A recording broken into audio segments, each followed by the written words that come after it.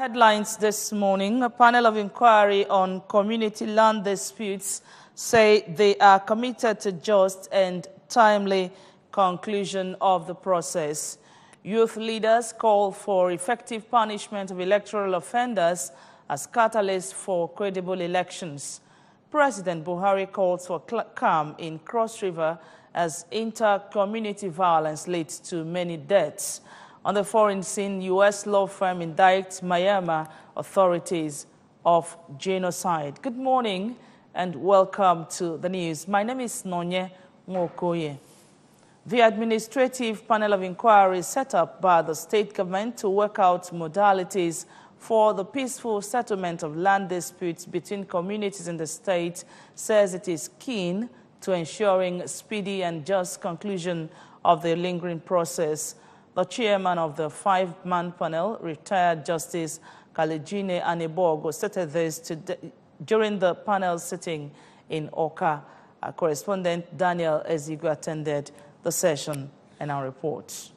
The panel currently has 6 communities in its administrative list, each community locking horns with another over different land disputes. The involved communities are Ubo Aba on one hand, Ubo Abagana on another, Aba Enugu Agede, Abagana Enuguku, and Enuguku and Northia respectively, providing clarifications into the perceived delays in sorting out the issues. Retired Justice Aniborg noted that part of the delays was that the survey department did not have documentary evidence dictating the land's mileages and delineations which existed as far as the colonial period, noting that they have been remobilized by the government to re-establish the lost beacons and mileposts. The panel chairman commended the government for giving necessary support towards the establishment of peace between the disputing towns and urged the towns in question to avail the inquiry a chance by sticking to the truth even when it does not benefit them. Is going on. Part of the delay was that the survey department didn't have any documentary evidence of the mileages and delineations which existed during the colonial government, and they have been mobilized by governments to do the survey to re-establish the lost beacons and mileposts, which will help us determine the boundaries. The administrative panel of inquiry is also made up of the State Director of the Department of State Security, DSS, Mr. Ishaku Yusuf, the State Commandant of National Drug Law Enforcement Agency, NDLEA, Mr. Sule Momodu, Barrister Ugo Abana as the legal advisor, and Mr. Nwabufo Nwankwo as its secretary. The panel sitting, which has lingered since October 2016, was attended by representatives and stakeholders of the concerned communities. In Oka, Daniel Ezigwe, ABS News. Nigeria may not meet the United Nations 2020 deadline to achieving the 90-90-90 HIV/AIDS action plan. This was the fear of the stakeholders at the grand finale of the World AIDS Day in Anambra State. Ekwi Ajide was there and reports that the day was marked by a walk which commenced from the headquarters of the Anambra Broadcasting Service and culminated at the Chukwuemeka Odumegu Ojukwu University Teaching Hospital, Amako, Oka. The 90-90 action stipulates that 90% of the population should be tested by the year 2020, while 90% of those diagnosed positive should be on lifelong drug by the year 2020, and 90% of those on lifelong drugs must have achieved virus suppression by the year 2020. This figure, according to a 2017 UNAIDS report, says Nigeria, out of the 90% that should be tested, has 38%, those on lifelong drugs 33%, and for those who have achieved virus suppression, the report says Nigeria has no information. According to the Executive Director, Anambra State AIDS Control Agency, Dr. Onyekachukwu Ibezim, Anambra State is working assiduously to realize the 90-90-90 target, and so far, no new cases have been detected. Dr. Ibezim, who is also the Special Advisor to the Governor on Indigenous medicine and herbal practices, stated that there are various prevention activities ongoing in all the local government areas of the state, adding that unbelief in various quarters and finance are some of the challenges. Our dream is that nobody gets infected. our dream also is that everybody that is infected will be under treatment. So we hope that that vision, getting to zero, that Anambra State will not be left out as usual. We always champion any good cause. Dr. Afam Aneme of the State's Ministry of Health said over 95% cases of HIV are caused by sexual relationship and called for more sensitization. He gave stigmatization and non-disclosure as some of the major causes of increase in the epidemic. We are trying our best through our health workers to keep talking to these women, to keep counseling them so that they disclose. To our men too, so that they disclose to their uninfected wives. The coordinator of the implementing agency, Family Health International 360 Degrees, Dr. Chukwuemeka Amuta, expressed worry that it is 2 years to the deadline, yet Nigeria as a country has nothing to show its readiness to achieving the global target, in spite of some laudable achievements recorded in the war. He enjoined people living with HIV to always stay on their drugs. It will shock you that Nigeria as a country is still at 38% of the number that should actually be tested and know their status. The goal is 90, but we are still at 38. The event was attended by government functionaries, staff of the Ministry of Health, the traditional institution, and representatives from the implementing agency, as well as Barrister Pat Nwobo Ibene of the Society for Family Health. Ekwi Ajide, ABS News. Youth leaders from different youth groups of the state say unless there is an effective system of punishing electoral offenders, that efforts are made to demilitarize elections and address rising poverty and unemployment in the country. Ending vote buying and voter apathy may not be feasible in the upcoming general elections. These were some of the views expressed at the voter pre-election dialogue organized by a collaboration of the National Orientation Agency, NOA, the South Saharan Social Development Organization, SSDO, the UK Department for International Development, DFID, the Open Society Initiative of West Africa, OSIWA, and the Independent National Electoral Commission, INEC. David Okwokwasili was at the dialogue session, from where he reports. It is barely 72 days to the February 16 presidential and National Assembly elections, and 87 days to the March 2 Guba and State Assembly elections were applicable, and as such, major stakeholders in the polity are making efforts to ensure free, fair, violence-free and credible elections. One of such stakeholders are those gathered in this hall, a select group of youth leaders from different communities of the state, civil society and non-governmental organizations, students and other youth groups in the state. We should be talking about the fundamental issue. One of them is unemployment. When our people are unemployed, no matter the gospel you preach, it will take a while to have an effect on them. But we still need grassroots implementing partners with the NOA. Every participating group or member to be part of the process, not limiting it to a particular people. Earlier in a lecture, the State Director of National Orientation Agency, Barrister Charles Nwoji, underscored that if the youths are harnessed to bring positive change in the electoral process, issues of vote buying, voter apathy, which has become recurrent in the southeast, and void votes will become things of the past. The intention of the government to ensure through forums like this that there is an improvement in the electoral process. The Executive Director, South Saharan Social Development Organization, Mrs. Nkechiwe, represented by the Program Officer of the organization, Onyeka Kunna, said the purpose of the pre-election dialogue is to sensitize the masses to make informed choices during elections, especially ensuring they become active participants in the electoral process.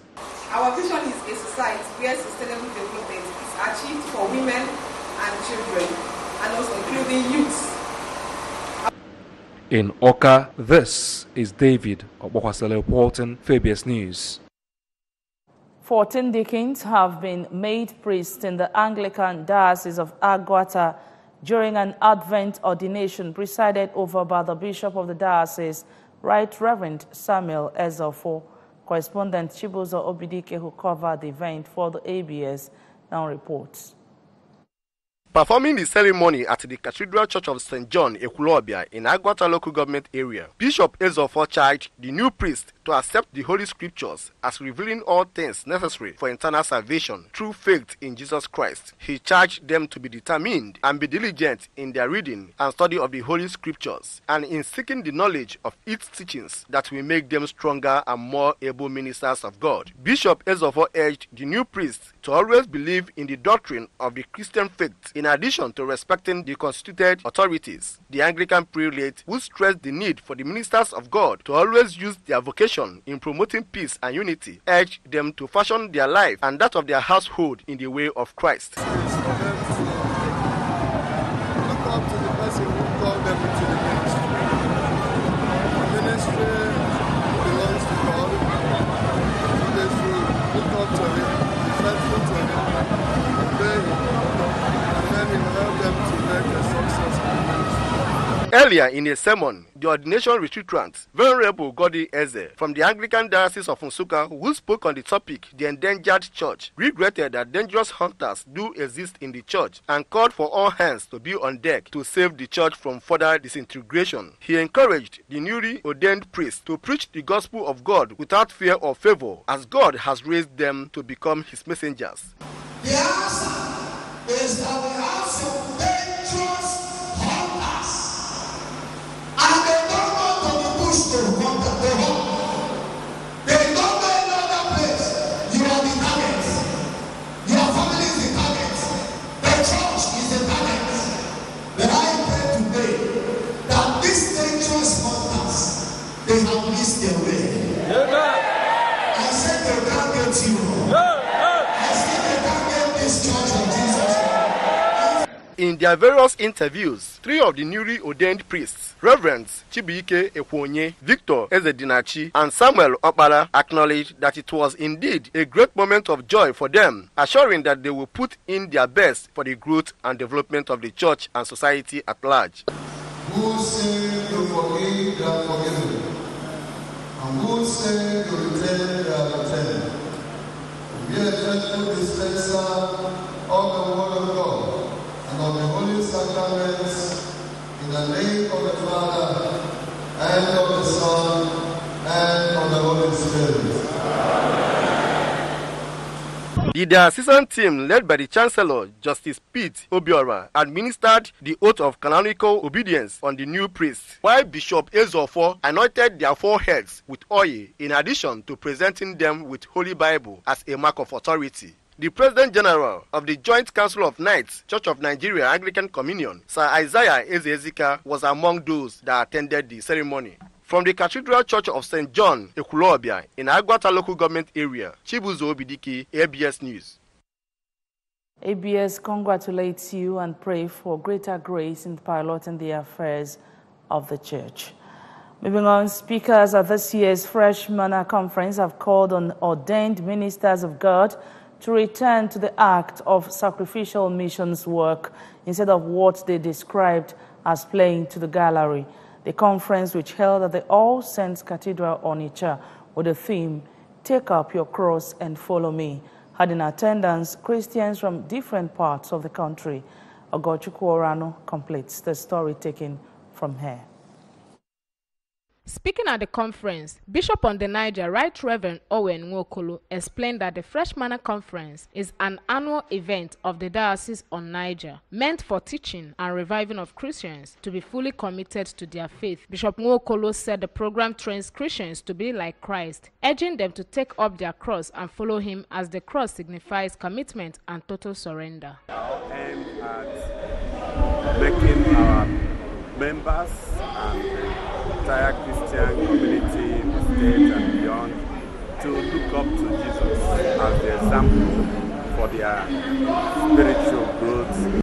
In an exposition, Venerable Charles Omochie of the University of Jos said there is the need for total overhauling of the psyche of Christians who have lost track through unbiblical teachings from prosperity merchants who hoodwink them in order to make money. He further said that some of the preachers have made so much money that they have lost direction, thereby giving fake prophecies that have sowed seed of discord and hatred among the people, urging them to go back to the basic, lead by example, and emulate early missionaries. You must come to this point. You must deny self and then take up your cross and follow it. Maybe I'll be starting to deal with what is the cross.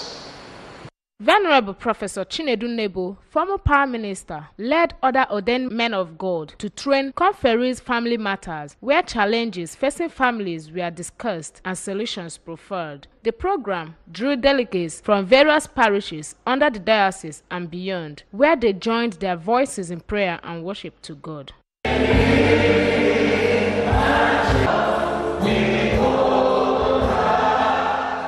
Some of the delegates, namely Chioma Obinwa, Mr. Shedrack, and Charles Amajuoyi, said the event offered them another opportunity for sober reflection and spiritual rejuvenation. Because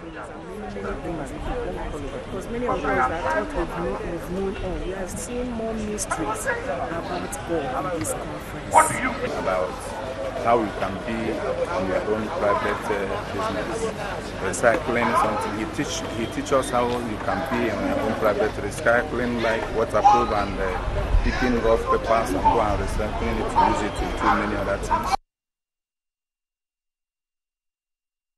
Many people have been reported killed and 100 others displaced as violence broke out in Abawa, Urugba, Ebo, and Ipene communities occasioned by misunderstanding over sale of a parcel of land. However, President Muhammadu Buhari has expressed concern over reports of violence in 4 communities in Biase local government area of Cross River, resulting in loss of lives, injuries, and displacement of villagers.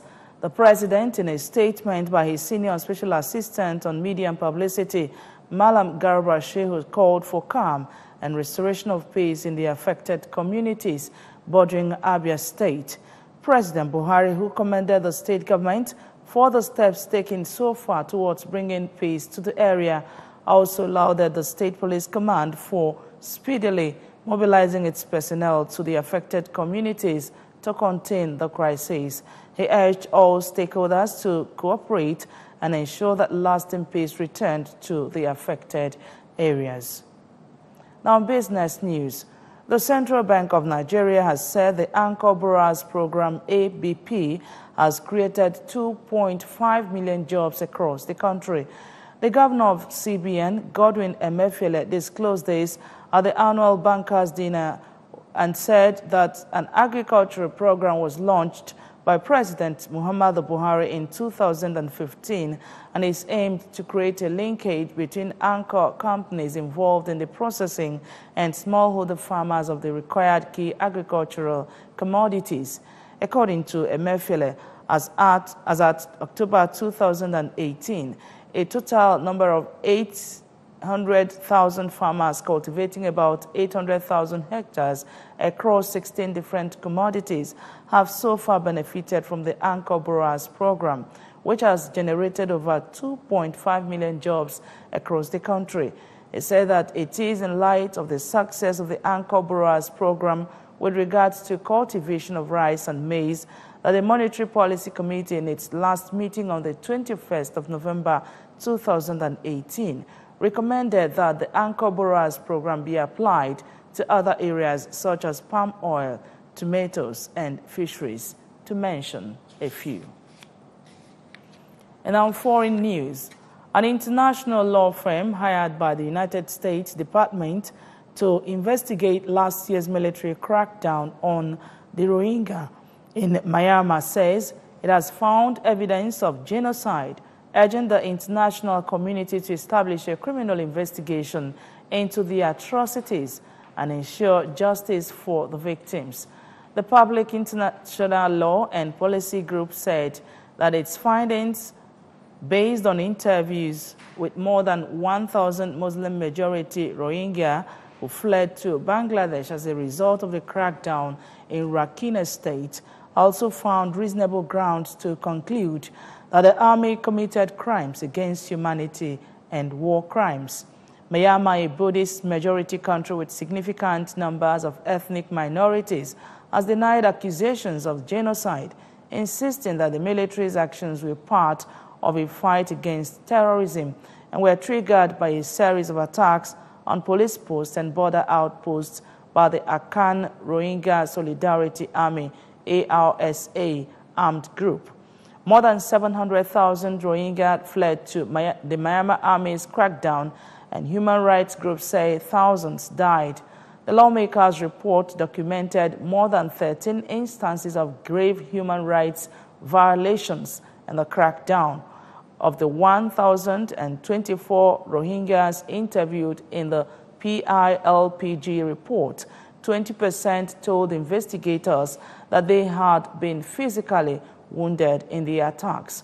Nearly 70% said they had watched their homes and villages being destroyed, while 80% witnessed the killing of a family member, friend, or personal acquaintance. Now, sports news. Spanish international Cesar Azpilicueta, one of the longest-serving players at Chelsea, has signed a new 4-year contract which, if he sees it out, will take him to 10 years with the Premier League club. The 29-year-old defender, who joined the Blues in 2012 from French outfit Marseille and has won the Premier League title twice, as well as captained them this season in the league, says his desire to fight for the club is stronger than ever. As Azpilicueta, who is 2 appearances short of 300 for the club, has been a pivotal player in the bright start to the Maurizio Sarri reign, which sees them lying in third spot, 7 points off leaders Manchester City. Azpilicueta's previous deal was due to expire in 2020 after he signed a 3.5-year contract extension in 2016. Club director Maria Granovskaya said Azpilicueta's new contract was rewarded not only for his loyalty, but also his consistency, high-level displays. Remember that you can follow news and programs on ABS from any part of the world by logging on to our website, www.absradiotv.com. Like us on Facebook at www.facebook.com/absradiotelevision. You can follow us on Twitter and Instagram at ABS Radio TV. Now, the main points of the news once again. Panel of inquiry on community land disputes has said they are committed to just conclusion of the process. Youth leaders have called for effective punishment of electoral offenders as catalyst for credible elections. President Buhari has called for calm in Cross River as inter-community violence has led to many deaths. From the foreign scene, U.S. law firm has indicted Myanmar authorities of genocide. And that's the news for this morning. Thanks so much for your time. My name is Nonya Mokoye. Good morning, Anambra continues.